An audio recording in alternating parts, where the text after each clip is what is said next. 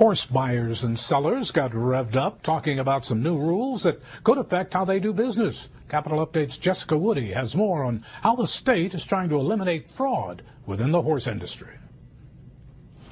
Florida's $7 billion horse industry could soon face more strict regulations. The Department of Agriculture and Consumer Services is hammering out rules to prevent fraud in the buying and selling process, in which potential owners, potential buyers, sellers are not getting the full picture of what's going on in these transactions and therefore are walking away making decisions about buying expensive products that when they get home are not what they thought they were buying.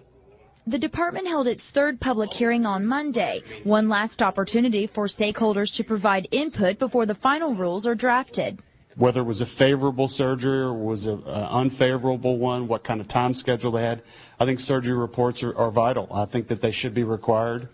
But after the first two hearings, the draft rules still lack mandates for full disclosure of ownership and medical history during horse sales. Some want the council to change that. And the only reason why you don't disclose something as basic as ownership and as basic as the medical condition of the horse is because you're perhaps concealing something. Proponents for creating stronger regulations want to eliminate double sale, a fraudulent practice that has become a growing problem. It happens when an agent works for both a buyer and a seller. The agent underhandedly gets a commission when the horse is bought from an auction. The lawsuits that have been brought recently have shown that these types of transactions occur more regularly than you would think.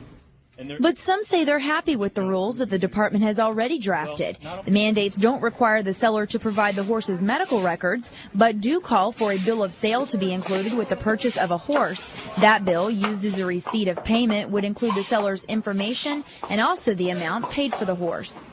But what it comes down to is due diligence on doing some of their homework before they purchase the horses, especially on the private end.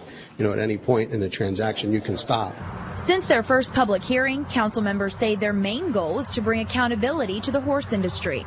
And I think that if we can come up with some rules that will give open disclosure and full disclosure of the condition of the horse and dual agency relationships that may exist, I think it will go a long way to wiping out most, if not all, the fraud in the industry. The council will consider testimony from the public hearings to write the final rules that will eventually be adopted into law. For Capital Update, I'm Jessica Woody. And that's all for this edition of Capital Update. We'll see you next.